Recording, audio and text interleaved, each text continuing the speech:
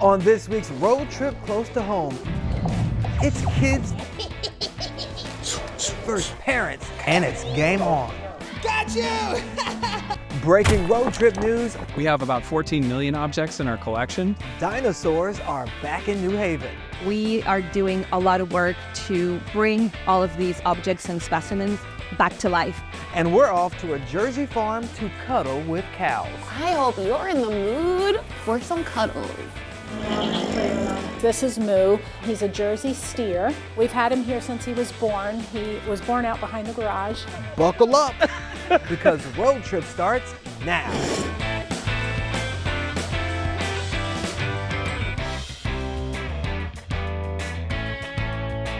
Hey everyone, welcome to Road Trip. I'm Shannon Lanier. Today we're taking some fun trips around the tri-state area that won't break your bank. So come along with my family as we check out one of Long Island's coolest indoor entertainment centers. We're talking lasers, axes, and arcade games. Uh-oh, here we go.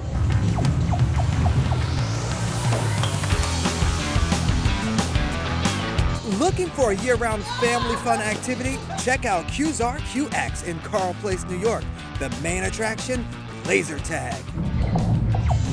Got it! Hey, Mr. Miguel, how do we play?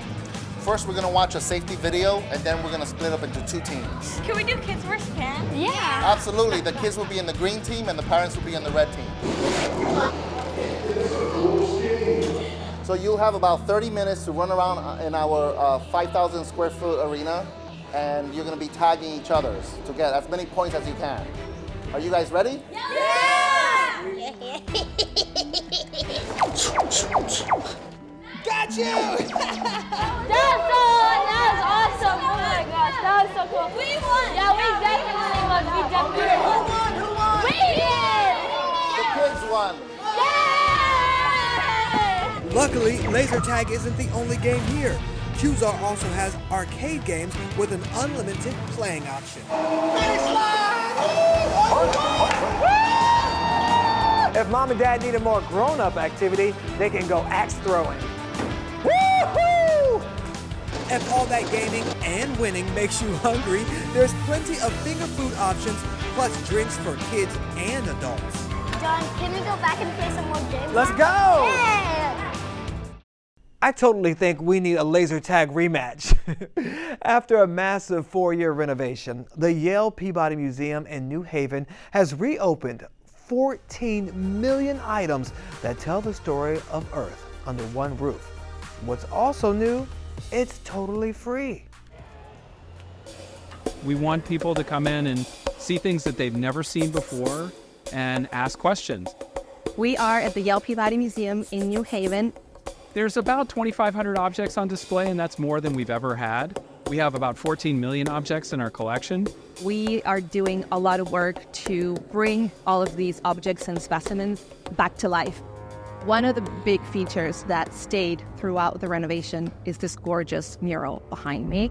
It was painted by Rudolph Salinger in the 40s, and so it was a big task to preserve this mural during construction and installation of exhibits. And we are so excited to show this mural in a new light. Even the brontosaurus that's been here since the 1920s, it went up to Canada during COVID and had a spa treatment. It's come back, remounted and looking better than ever. I think it really puts into perspective how old the Earth is and how small we are, and just like how everything connects and is cyclical. The Yale Peabody Museum was created in the 1800s as part of a plan to add sciences to what was then Yale College. The museum was like a startup inside the university. Science was a kind of a new phenomenon at that point, but the museum continues on in a role to have collections that provide evidence for the history of the Earth and what it means. The museum is telling a new story now. And that, I think, is a very important aspect of our reopening. We are trying to tell the story, yes, of all the specimens and all the objects that we have, but also we are telling stories of community. Our museum has always been one that covers the breadth of the sciences and also culture. If we're doing our job right, we're going to provoke people to think. It's been really cool to be able to learn from other people who are also in the museum, like if you're willing to just turn and talk to somebody. I hope they'll visit because they're curious. I think people should come because there's so much that the museum has to offer.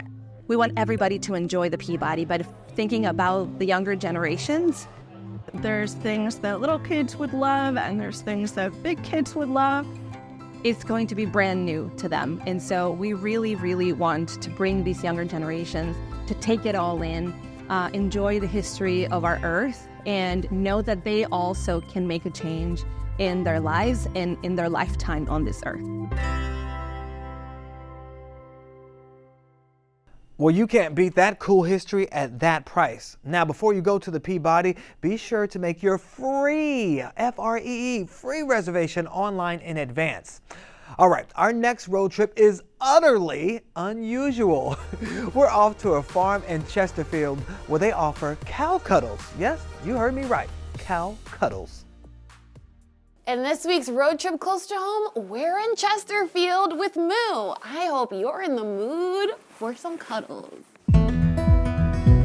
We're in Burlington County, Chesterfield, New Jersey. We bought Knowhere Farm about 10 years ago, and it was because I grew up on a farm and our kids were young, and I really wanted them to have the experiences that I had with animals and with being outside and the level of responsibility and maturity that farming gives to children. And then, of course, this is Moo. He's a Jersey steer. Moo will be 7 years old on May 9th. We've had him here since he was born. He was born out behind the garage. His mom was our family milk cow, and he wants to come out and get some attention. There we go. What a good boy. So Moo is like the famous attraction here. Everybody comes to see Moo, right? It's all about Moo. I don't know of anybody else that does cuddling in the tri-state area. It's kind of a novelty for Moo. He has the added benefit of being highly trained. Moo does cuddles, he does parades, he does birthday parties, he lays down on command. What a good boy. And he doesn't mind, like kids will play with his ears and feel them. I feel like he's like a huge cat. I guess it's about 1.5 years ago. I was out riding him at a local park. I do trail riding with Moo. And a gentleman saw us and he came running across the field to take a video of us. And when I showed that video to my daughter, she wanted me to put it on TikTok. So I did, and it just went viral. People ask me all the time, what breed is your dog? I think it's necessary for the human soul to be outdoors and to see nature. So what we can offer outside of just coming and cuddling with Moo is a space for a small party. We have a fire pit and a swing and just a place to relax. I want people to come here and step away from normal life, the things that are going on in the world that just weigh us down, and I don't want that to be here. Well, being in the middle of nowhere isn't too bad. You can book a visit on knowherefarm.com, and that's nowhere with a K. Aw, I need a cow cuddle right about now. But first, sharpen your hand-eye coordination for this next road trip. Nikita Ramos shows us where you can learn archery in Putnam County. Knock, pull, and release. The instinctual draw of a bow and arrow is the thread woven through centuries of archery. Westchester Archery in Carmel is a place to practice and brace the basics no matter your age or experience.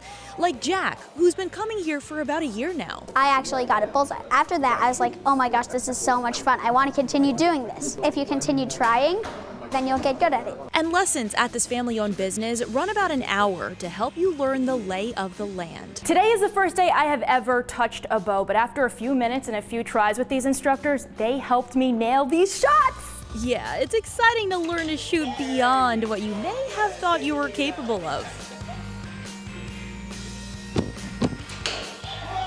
I'm going to show you how to hold a bow, how to aim a bow, how to draw a bow, how to release, the anatomy of the bow. After you're comfortable, I just let you shoot a little bit and see how you do. This indoor range stretches up to 20 yards, where you can rent a recurve bow and aim for that bullseye. My anchor point is right here, and right here on the corner of my nose. Kayla is only 14 with just a few years of experience, a competitor nationally and internationally, but polishes her point of aim close to home. Between the fun and the focus are many benefits of this ancient sport. You'll learn that when you try on this road trip close to home. In Carmel, Nikita Ramos, News 12.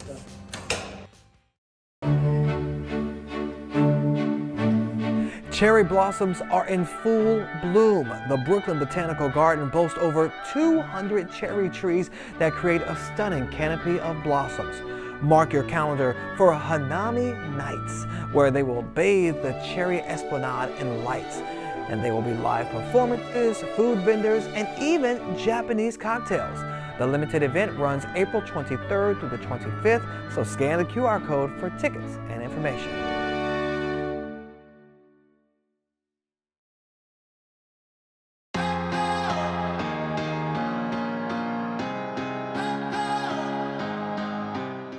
Welcome back to Road Trip. I'm Shannon Lanier. Do you love grabbing a cup of coffee and strolling around outdoor markets? Well, New York's open air markets are back. Jordan Kassane breaks down the best of the bunch.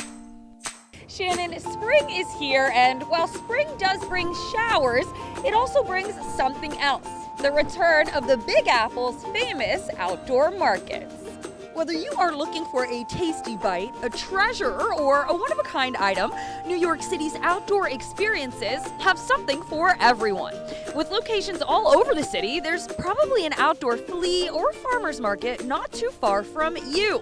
You've got Smorgasburg in Williamsburg, Brooklyn, the Bronx Night Market, Queens Night Market, Brooklyn Flea, and the Grand Bazaar NYC and Manhattan, and the list goes on. Whether you're a foodie looking to food truck hop for tasty treats, make your way through vintage or secondhand treasures, or even snag some seriously discounted art and jewelry, there truly is no better way to spend a spring or summer day. Now, most of these markets are open for fun on Fridays, Saturdays, and Sundays. For more on New York City's outdoor markets, you can head to news12.com. Just 50 miles north of those New York City markets, there's a heart-shaped island that's home to not one but two houses designed by famed architect Frank Lloyd Wright. Petra Island is a must-see to believe.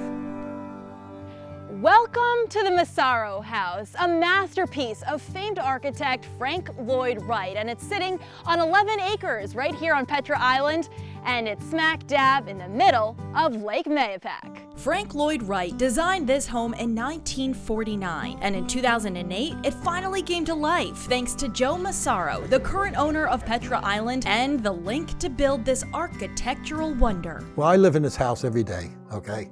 And I had the privilege of building. And I want to show the world.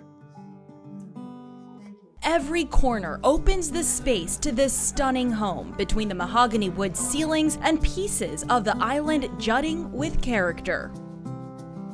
It's safe to say videos can't do it justice, so see it for yourself with a tour of the entire island where you'll learn the history that laid the foundation for this unbelievable project. It's a 90-minute tour. We pick you up at a dock, we give you a tour of the lake. Okay, then we give you the same tour I gave you here. You can take all the pictures you want. It's going to be a very personal, we're only talking about 10 people at a time. One of the biggest assets of this house is the natural lighting. From wall to wall, the windows really make you feel like you're setting sail out on the water. But once you make your way outside, out on the deck, it feels like you're at the bow of a cruise ship sailing over Lake Mahopac. It's such an unusual Frank Lloyd Wright house. I mean, you look at most of Frank Lloyd Wright houses, the ceilings are low. I mean, you don't see them when there's 26 skylights in here, 6 fireplaces. Every room has a different angle, different view. It's his masterpiece. I'm really convinced that that's what it is. And not a lot can compare to walking through one of the final houses Frank Lloyd Wright designed on this road trip / boat trip close to home. In Mahopac, Nikita Ramos, News 12. Okay, definitely call me if y'all need a house sitter. Next stop, grab your broomsticks because we're off to a pop-up Wizarding World in Gowanus that's sure to leave you spellbound. Step into another world full of magic, wonder, and axes. This is Kick-Axe Throwing, located in Gowanus, which is currently a wizarding-themed pop-up. It's family friendly. People come out, take out some frustration, or maybe they want to celebrate something. Lawrence Chavis is the supervisor. He tells us for $34 a person, you can book a 75-minute reservation for anyone 8 years or older to test your skills at axe throwing. Take your right hand, grab the bottom of the axe, and give it a thumbs up. You're going to relax. You're just going to step forward with your left foot. You're going to transfer that weight and throw the axe through the wall. There we go.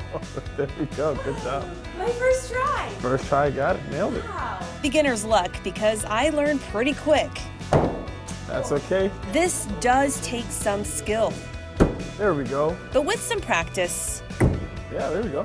You may end up hitting the bullseye. If axe throwing is not your thing, you can dive into the art of wand decorating. Take your time personalizing your one-of-a-kind wand with an array of supplies that includes clay to form your wand's handle. I've seen a few people try to mimic He Who Shall Not Be Named's wand.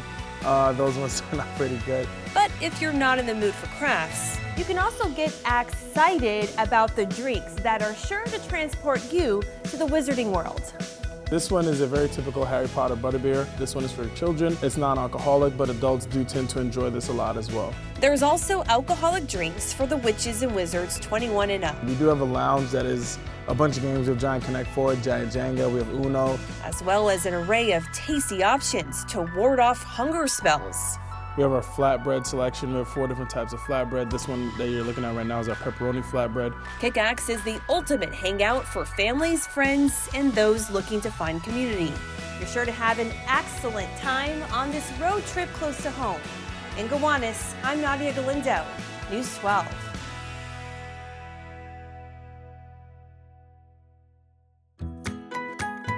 Since the weather is warming, trees and flowers are blooming, and spring is the perfect time to sit outside and savor a glass of local wine. So why not road trip out to the Hamptons or the Hudson Valley? You can even follow the Wine Trail. We have made it easy for you. Just scan that QR code for a comprehensive list of local wineries and festivals.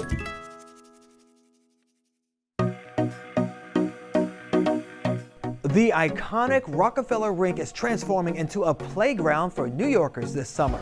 This warm weather oasis will be a spot for folks to sit, maybe take their work outside, or meet with friends for lunch. Restaurants will be offering outdoor dining, and there will even be live music.